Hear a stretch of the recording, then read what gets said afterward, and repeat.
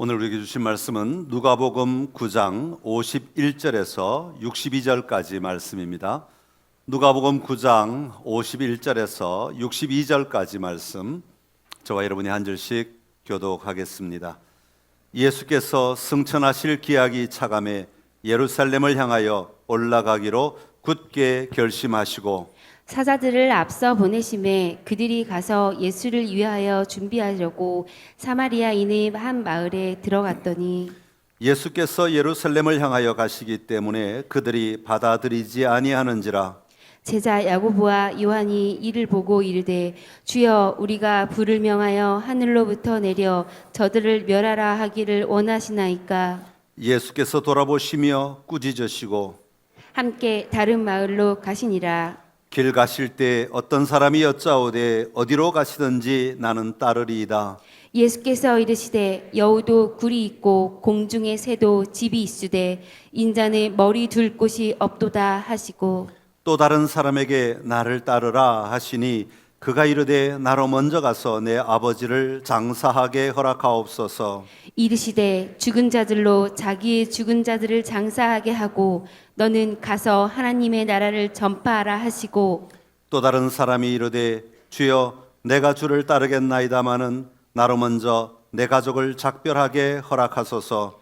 예수께서 이르시되 손에 쟁기를 잡고 뒤를 돌아보는 자는 하나님의 나라에 합당하지 아니하리라 하시니라. 아멘. 할렐루야. 복된 주일 주님 앞에 나오신 여러분의 삶의 자리에 하나님의 크고 놀라우신 은혜가 충만하시기를 간절히 기원합니다. 오늘 누가복음 9장 말씀 가지고 예수님과 함께하는 여행이라는 제목으로 같이 하나님의 음성을 듣기를 원합니다. 코로나가 끝나면서 사람들에게 물어보았습니다. 여가 활동으로 무엇을 가장 하고 싶으십니까? 그랬더니 국내 여행을 하고 싶습니다 라는 사람이 33%가 나왔고요, 해외여행을 하고 싶습니다 하는 사람이 20%가 나왔고요, 운동이나 다른 이런 활동적인 일들을 좀 하고 싶습니다 하시는 분들이 20%가 나왔다는 거예요. 그러니까 많은 사람들이 여행을 하면서 움직이고 싶습니다, 그런 표현을 했다는 거예요. 여러분, 코로나로 말미암아 갇혀 있었잖아요. 수동적으로 갇혀 있는 삶에서 이젠 좀 능동적으로 움직이는 삶을 살고 싶습니다, 그런 갈망들이 사람들 안에 있다는 것을 보여주었습니다. 제가 여행을 하니까 여러분이 과거에 다녀오셨던 좋은 여행들 기억나지 않으십니까? 여러분은 여행할 때 가졌던 에피소드 어떤 것이 있습니까? 한 번은 한 7살쯤 된 남자아이가 비행기를 부모님과 함께 처음으로 타고 해외로 여행을 하게 되었습니다. 7살 된 남자 꼬마아이, 얼마나 개구장이입니까? 얼마나 호기심이 많습니까? 얼마나 짓궂습니까? 그 아이가 비행기를 처음 타봤는데 텔레비전에서만 보던 비행기를 타고 보니까 얼마나 신이 나는지 모릅니다. 이 장난기가 발동해서 버튼이란 버튼은 다 눌러봅니다. 장난을 치면서 발을 가만히 있지도 않고 몸을 가만히 두지도 않아요. 비행기가 떴습니다. 그러니 이 꼬마가 또 자리에 앉아 있을 리가 없지요. 복도를 운동장 삼아 열심히 막 뛰어다닙니다. 사람들이 눈치를 주고 스튜어디스가 이야기라도 듣질 않습니다. 그리고 막 이 골목 저 골목을 이 통로 저 통로를 막 뛰어다니다가 마침내 드디어 커피 쟁반을 들고 오는 스튜어디스를 꽉 부딪히게 되었어요. 스튜어디스가 얼마나 당황을 했겠어요. 화가 났겠어요. 아까부터 계속 지켜봤는데, 아까부터 계속 그 꼬마를 지켜보고 있었는데, 이 꼬마가 좀 얌전히 앉아 있었으면 좋겠는데 그렇게 배를 눌러서 호출을 하더니 이제는 뛰어다니면서 이렇게 장난을 치니 얼마나 화가 났겠어요. 그러나 스튜어디스는 또 화를 내면 안 되잖아요. 웃으면서 그 꼬마에게 다가왔습니다. 그리고는 그 꼬마의 팔을 딱 잡고는 하는 말이, 얘야 밖에 나가서 놀아라. 오늘 저는 여러분을 예수님과 함께하는 여행으로 초대하기를 원합니다.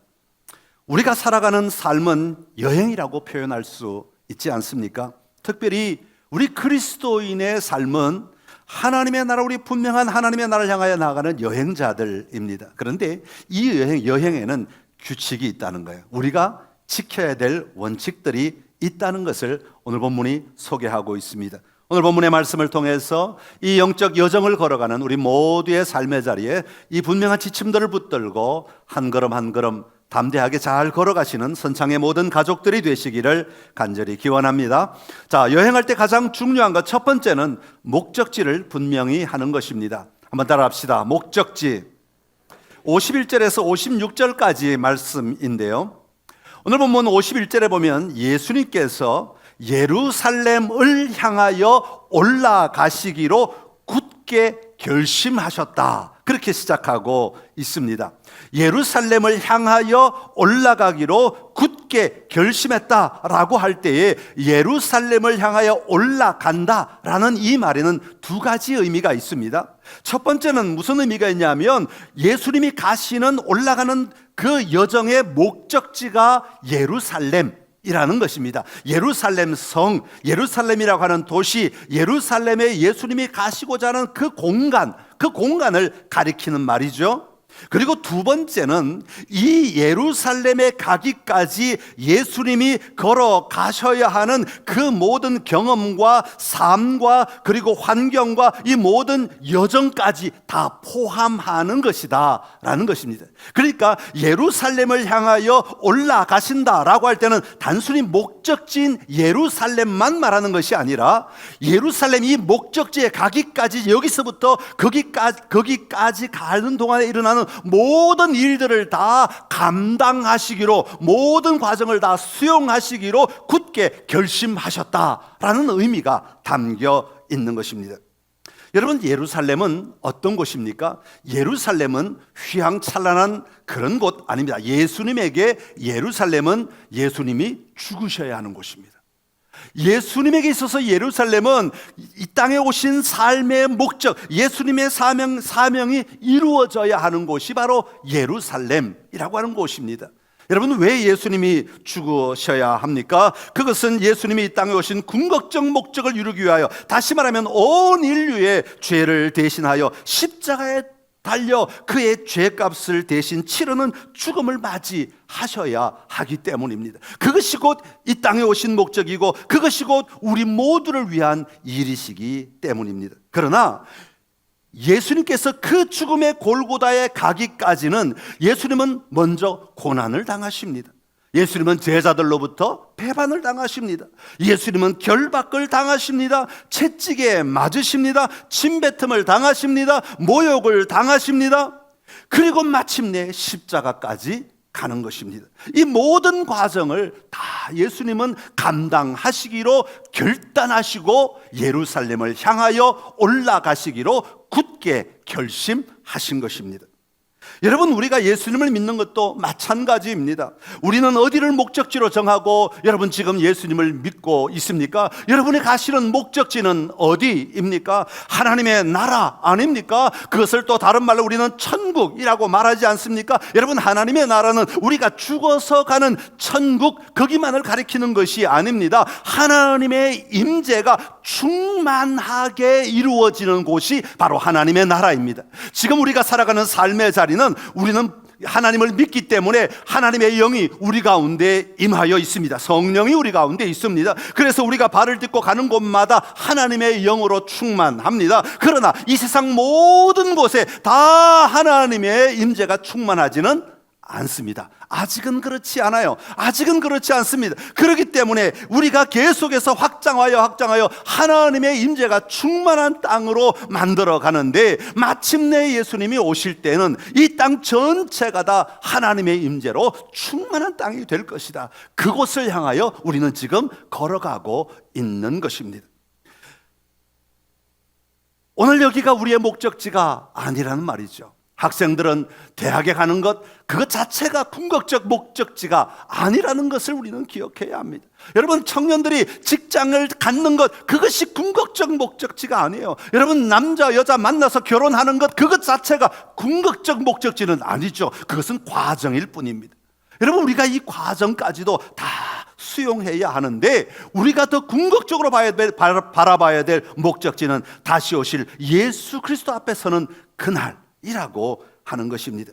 또한 우리가 그것을 바라보며 산다는 것은 그것을 가기까지 맞이해야 하는 우리의 모든 경험들, 우리의 모든 삶의 자리들, 우리의 모든 어려움들, 힘든 순간들, 때로는 인내하기도 하고, 때로는 아파하기도 하고, 때로는 고통스러워하기도 하고, 때로는 즐거워하기도 하고, 때로는 감사하기도 하고, 때로는 찬양하며 살기도 하고, 이 모든 과정들을 다 감당하는 것이라고 말하고 있는 겁니다. 오늘 본문에 보면 사마리아를 통과해야 하는데 제자들이 먼저 가서 사마리아에 가서 뭔가 준비 좀 하려고 했더니 사마리아 사람들이 예루살렘을 향하여 가는 사람들이라고 해서 허락하지 않는 거예요. 그랬더니 제자들이 뭐라고 말합니까? 주여, 이곳에 불을 내려서 멸망시킬까요? 대단하죠? 그랬더니 예수님이 뭐라고 말씀하세요? 오히려 그들을 55절에 보면 그들을 꾸짖으셨다. 예수님의 마음 안에는 단순히 예루살렘을 가는 것 자체만이 목적이 아니라 그 과정도, 배척당하는 그 과정도 다 수용하신다, 받아들여. 그것도 과정이라고, 그것도 예수님이 걸어가셔야 될 걸음이라고 말씀하고 계시는 거예요. 그래서 예수님은 다른 마을로 가시니라, 그렇게 말씀하고 있습니다. 오늘 여러분과 저의 삶의 자리에 분명한 목적지가 새겨지기를 간절히 기원합니다. 그 목적지를 바라보며 우리는 담대하게 걸어가는데, 걸어가는 오늘에 일어나는 모든 일들도 우리가 감당해야 할 일, 우리가 맞이해야 할 일들, 우리가 그 일들을 통하여서 계속해서 목적지까지 가야 한다 하는 것을 우리가 기억하고 그 과정마저도 잘 이겨내며 걸어가는 복된 순례자들이 되시기를 간절히 기원합니다. 자, 두 번째로 여행은 어디를 가는가 하는 것도 중요하지만 누구와 함께 가는가 굉장히 중요하지 않습니까? 여행에서 중요한 것은 동반자입니다. 한번 따라합시다. 동반자. 57절에서 58절의 말씀인데요, 코로나로 인해서 이 여행의 스타일도 많이 변했다고 합니다. 예전에 코로나 전에는 자유여행을 하려는 사람들, 그러니까 패키지 여행 말고 혼자서 그냥 알아서 이렇게 각자가 개인적으로 여행을 해보려는 사람들에게 물어봤어요. 당신은 여행을 어떤 모습으로 하고 싶습니까? 그랬더니 93%가, 자유여행을 하는 사람들의 93%가 나는 여행을 혼자 하고 싶습니다. 방해자 없이 그냥 혼자 하고 싶습니다. 그런데 코로나 끝난 다음에 다시 물어봤어요. 당신은 어떤 여행을 하고 싶습니까? 그랬더니요, 30%만이 혼자 여행을 하겠대요. 코로나 기간 동안에 갇혀 지내는 삶이, 단절된 삶이 너무 불편하고 너무 좋지 않다는 것을 발견했던 거죠. 그래서 여행을 할 때는 가장 좋아하는 누군가와 함께 여행하고 싶습니다, 그렇게 표현을 했다고 하는 것입니다. 여러분, 오늘 이곳에 계신 여러분들, 오늘 주님 앞에 나오신 여러분들은 혼자 인생의 여정에 여행을 하는 분들이 아니라 예수님과 함께 인생의 여정, 이 여행을 하기로 결단하신 분들인 줄로 믿습니다. 그래서 여러분들 모두는 다 예수님과 나는 내 인생을 혼자 살아갈 거야, 그렇게 한 사람들은 여기 나와 있는 사람들이 없어요. 여기 오신 분들은 다 내 인생의 여행을 예수님과 함께 할 거야 라고 결정하신 분들이십니다. 예수님과 함께 걸어가기로, 예수님을 나의 동반자로 삼기로 결정하신 분들이시죠. 또한 동시에 그렇기 때문에 여러분과 함께 예배드리는 이곳에 계신 모든 분들은 다 여러분들의 여행의 동반자들이신 것이죠. 저는 여러분들이 저의 여행의 동반자여서 너무너무 좋습니다. 여러분은 별로이신가 보죠? 저는 너무 좋은데, 너무 좋아요. 저는 여러분들이 저의 여행의 동반자이세요. 우리는 다 예수님과 함께 여행하는 분들이니까 다 우리는 동반자들이에요. 함께 가주셔서 감사합니다. 자, 옆 사람에게 한번 인사할까요? 동행해 주셔서 감사합니다. 옆에 계신 분들이 바로 여러분의 여행의 동반자들이죠. 자, 본문 57절로 다시 돌아가면 길 가실 때 어떤 사람이 예수님께 묻습니다. 마태복음에 보면 이 사람은 서기관이었다. 그렇게 소개하고 있습니다. 그 사람이 말하기를 이렇게 말합니다. 저는 선생님께서 가시는 곳이면 어디든지 따라가겠습니다. 그렇게 말합니다. 어디든지 어디로 가시든지, 이 말은 장소를 가리키는 말이죠. 어떤 장소에 가든지 어떤 환경에 처하든지 어떤 상황에 처하든지 따라가겠다라는 말이죠. 여러분, 따라가겠다라는 말은 무슨 뜻이에요? 예수님과 같이 가겠다, 그런 의미를 담고 있습니다. 이런 거에게 예수님은 이렇게 말씀하십니다.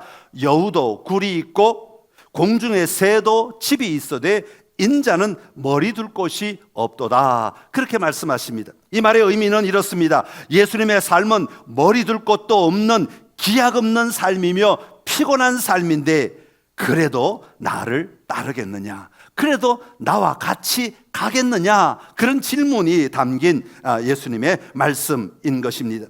여러분, 예수님과 함께하는 여행은 그것이 비록 머리 둘 곳이 없는 곳이라는 것을 알매도 불구하고 예수님과 함께라면 내가 가겠습니다 라는 결단이 필요한 것입니다. 오늘 나에게 어떤 유익이 있든지 없든지 상관하지 아니하고 예수님과 함께 걸어가는 삶을 살아가겠습니다, 결단하는 것입니다. 지난 한 주간은 교회 안에 참 다양한 일들이 많이 있었습니다. 교회 안에 다양한 일들이 있었다는 말은 우리 성도들의 삶에 참 다양한 일들이 많이 있었다 하는 그런 얘기입니다. 어떤 분은 큰 풍산계에게 물려가지고 지금 병원에서 입원하셔서 수술을 하고 계시는 분도 계시고요. 또 극심한 암 판정을 받으셔서 너무 고통 가운데 그 판정을 받아들이시고 가족과 함께 시간을 보내고 계신 분도 계십니다.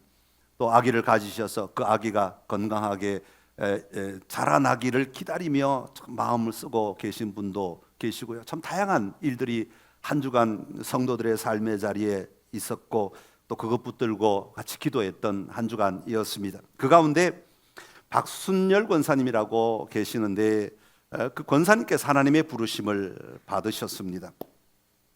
입관 예배를 드린 후에 자녀들이 저에게 오셔서 권사님의 마지막 그 순간을 이야기로 들려주셨습니다. 자녀들과 함께 같이 임종 예배를 같이 드리고 함께 찬양하고 함께 말씀 읽고 그러면서 함께 기쁨의 예배를 오랫동안 드리고 난 다음에 이제 마지막 순간이 되어 가실 때 갑자기 권사님께서 크게 웃으시더라는 겁니다. 큰 소리로 웃으시는 거야. 그 소리가 자녀들이 들을 때는, 자녀들이 하시는 말씀이 자녀들이 듣기에는 자신들의 목소리보다 더 큰 소리로 웃으시더라는 거예요.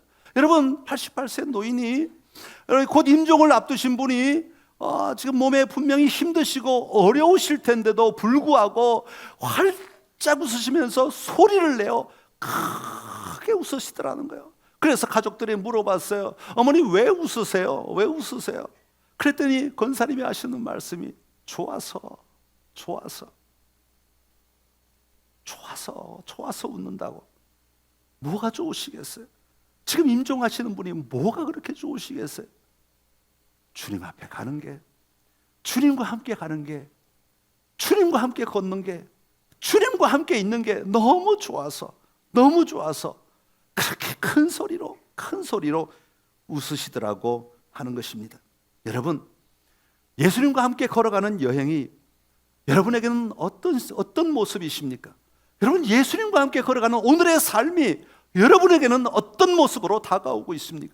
여러분, 이 권사님처럼 너무 좋아. 주님과 함께 걸어가는, 주님이 나의 동반자가 되셔서 주님과 함께 내가 이 길을 걸어가고 있다는, 주님과 함께 내 인생의 문제들을 헤쳐나가고 있다는, 주님과 함께 오늘 한 걸음 한 걸음을 내가 살아가고 있다는 것이 기쁨이 되는 삶이 오늘 저와 여러분의 삶이 되시기를 간절히 기원합니다. 세 번째로, 여행할 때 중요한 것은 우선순위를 잘 결정해야 하는 겁니다. 한번 따라합시다. 우선순위. 59절에서 60절의 말씀인데요. 여러분 어릴 때 학교 다니셨던 기억 나십니까? 꼬마 때, 초등학교 1, 2, 3학년, 국민학교에 또 계신 분들은 국민학교 한 1, 2, 3학년 때 학교가 왜 그렇게 먼지요? 아이고, 걸어가도 학교가 안 나와요. 그때는 왜 그렇게 학교가 뭔지 몰라요. 어른이 돼서 가보면 그냥 한 걸음이에요. 바로 초기 보여 학교가. 그냥 가는데 아무 문제가 없어요. 1분이면 갈 것 같은 그런 거리예요. 그런데 초등학교 때는 왜 그렇게 학교가 뭔지요? 여러분 왜 모르겠어요? 아이들이 뭐 다리가 짧아서? 걸음이 느려서? 아니죠. 그것보다 더 큰 문제가 있지요. 학교 가는 길에 뭔가 유혹거리가 왜 그렇게 많은지요. 문방구 앞을 지나가는데 문방구 사장님이 또 가장 멋진 최신상을 딱 밖에 걸어놓으면 이 아이들이 그걸 지나가지 못해요. 반드시 그 학교 앞 문방구 앞에서 서서 그걸 다 쳐다보거나 만져보거나 물어보거나 그것을 꿈꾸며 마치 내 것이냐 미소를 한번 짓거나 그러면서 통과해야 돼. 그리고 또 음식점이 나타나면 또 그냥 갑니까? 떡볶이를 보고 그냥 갑니까? 저거 먹고 싶다 한번 침을 삼키고 또 지나가요. 그때는 또 이게 또 있잖아요. 이게 탁 찍어 뭐 이런 것들. 뭐 이런 거 다 다 보고 나면 학교 지각하는 건 그냥 다반사예요. 다반사. 여러분 지금 이 학생은 학교를 빨리 가서 수업 시간 전에 학교 교실에 도착해야 하는 거 이게 우선순위인데 주변에 유혹거리들이 많다 보니까 이거 쳐다보다가 저거 쳐다보다가 그러다 보니까 학교에 늦어질 수밖에 없는 것이죠. 여러분 우리가 예수님과 함께하는 여행도 마찬가지 아닙니까?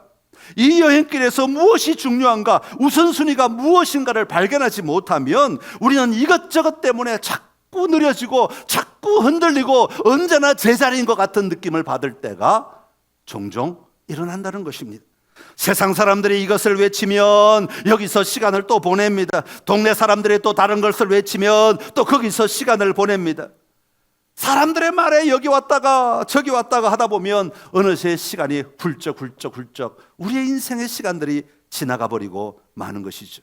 그러기에 예수님과 함께하는 여행에는 우선순위가 잘 정해져 있어야 한다는 것입니다. 오늘 본문 59절에 보면 또 다른 사람에게 예수님께서 나를 따라오너라 그렇게 말씀하십니다. 그랬더니 이 사람이 뭐라고 말합니까? 나로 하여금 가서 내 아버지를 장사하게 허락하옵소서 그렇게 말하는 거예요. 아버지 장례식을 빨리 치러 드려야 된다. 아마 그런 이야기를 하는 것 같아 보이지요? 그러자 예수님이 대답합니다.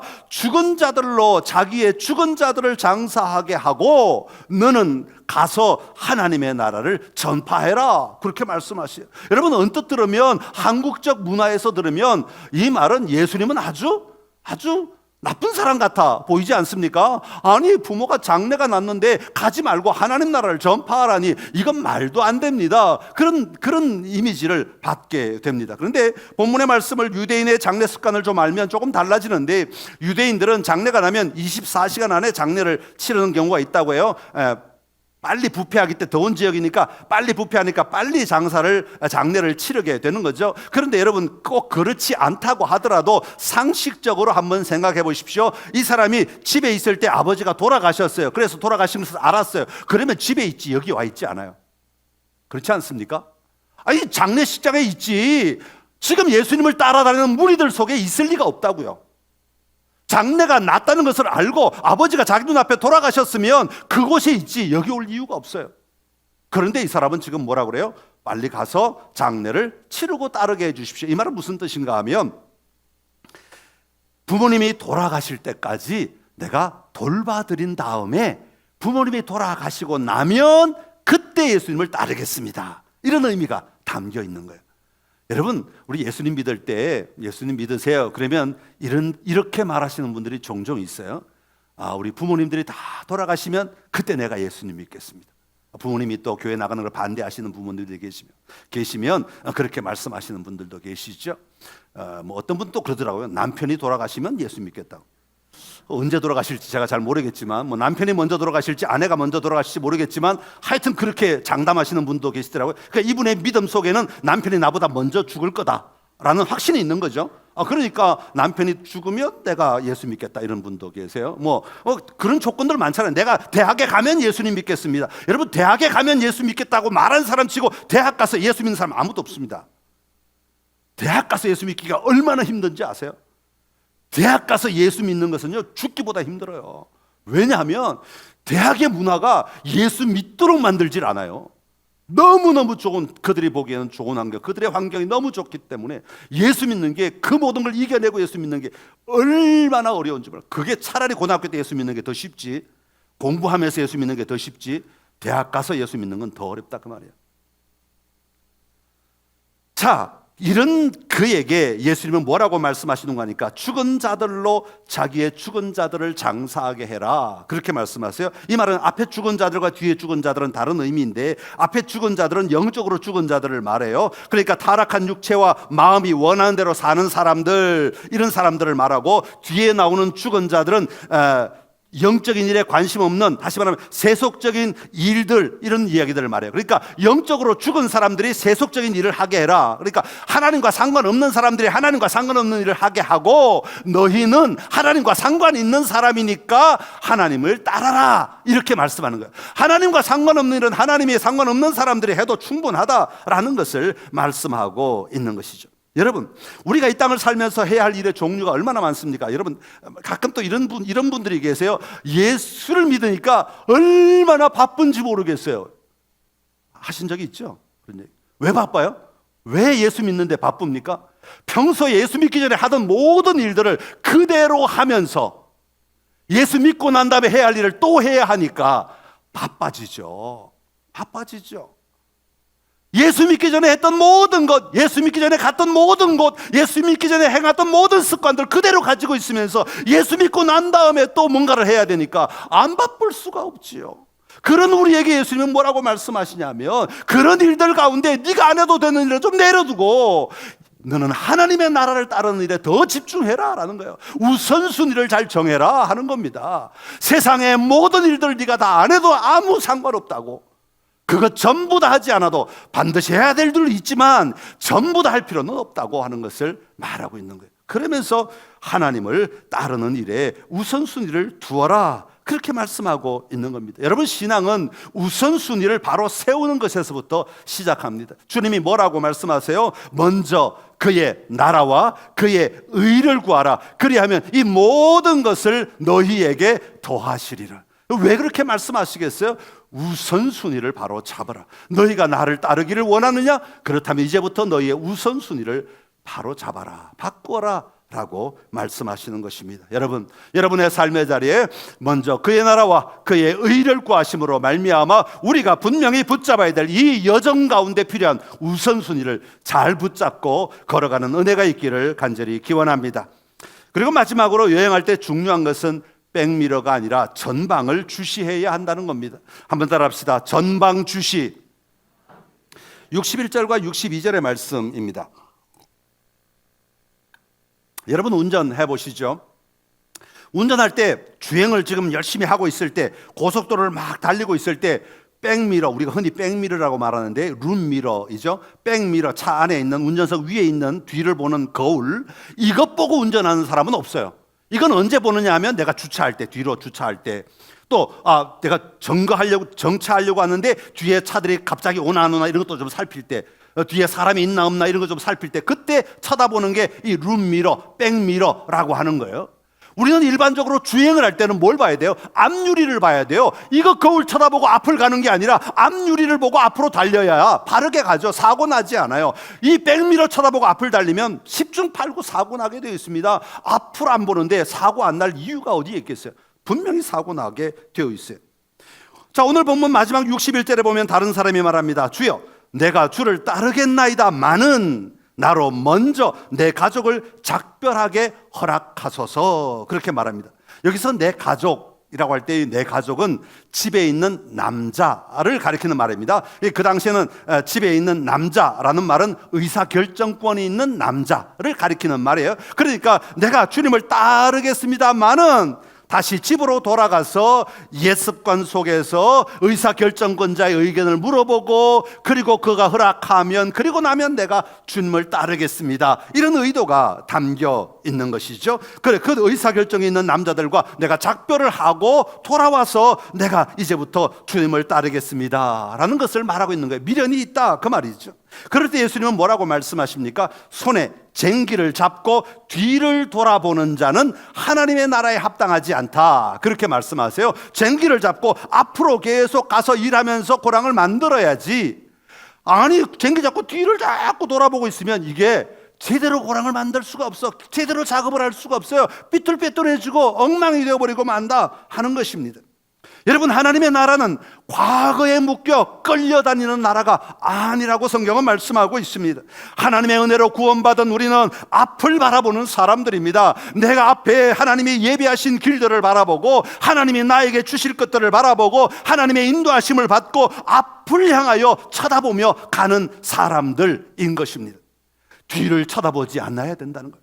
여러분, 이스라엘 백성들이 애굽에서 노예 생활하다가 광야로 나왔을 때 하나님은 그들을 어떻게 인도했습니까? 불기둥과 구름기둥으로. 그들은 오직 그것만 쳐다보고 그것이 이끄는 대로 앞을 보며 갔어요. 그러다가 힘드니까 뭐라고 말해요? 아이고, 애굽에 있을 때가 좋았는데 그때는 가마솥 곁에서 마늘도 먹고 뭐도 먹고 뭐도 먹고 뭐도 먹고 뭐도 먹고. 그들 결국은 다 어떻게 됐어요? 광야에서 다 죽고 말았어요. 광야에서 다 죽고 말았어요. 뒤를 돌아보는 자, 뒤를 돌아보는 자, 과거의 미련을 두고 살아가는 삶, 그 삶은 결코 하나님 나라에 합당한 삶이 아니라고 하는 것을 성경은 분명하게 말씀하고 있는 것입니다. 신앙의 여정은 앞을 바라보는 것입니다. 늘 새로운 삶을 살아가는 겁니다. 여러분, 우리는 언제나 새로운 삶, 어제보다 오늘, 오늘보다 내일 더 새로운 삶을 예비하시는 하나님의 일하심을 기대하며 살아가는 사람들. 하나님, 오늘 내 안에 새 일을 행하여 주옵소서. 오늘 내 안에 새 빛을 비춰 주시옵소서. 하나님, 오늘 내 삶의 자리에 내가 과거에 했던 그 삶들에 묶여 살아가지 아니하고 이제는 그 모든 것들을 내려놓고 내가 이제 새롭게 도전하기를 원합니다. 하나님의 방법대로, 하나님의 뜻대로 새로운 삶을 살아가기를 원합니다. 이게 그리스도인의 삶의 자세인 것입니다. 여러분을 향하여 하나님은 문을 열어 주시는 분이십니다. 여러분을 향하여 하나님은 길을 예비하시는 분이십니다. 구약에 보면 광야의 길을 내시고 사막에 물이 흐르게 하신다고 말씀하십니다. 여러분, 그것이 예수님을 바라보며 예수님과 함께 여행하는 사람들이 가질 태도인 것입니다. 담대하게 믿음의 눈으로 여러분 앞을 향하여 소망 가지고 살아가는 은혜가 있기를 간절히 기원합니다. 그 길을 걸어갈 때 그 길 통하여서 하나님이 주시는 기쁨들을 회복하고 또 누리며 살아가는 우리 모두가 되시기를 간절히 기원합니다. 기도하겠습니다. 참 좋으신 우리 하나님 아버지, 은혜를 감사합니다. 우리로 하여금 주님과 함께하는 영적 여정의 삶을 살아가게 하여 주시니 감사합니다. 하나님, 우리가 가야 하는 분명한 목적지를 바라보게 하여 주옵소서. 하나님의 임재가 충만한 땅을 우리가 꿈꾸며 나아가게 하여 주시옵소서. 하나님의 임재가 없는 자리를 우리가 떠나게 하시고 하나님의 임재가 충만한 땅으로 확장해 나가는 삶이 되게 하여 주옵소서.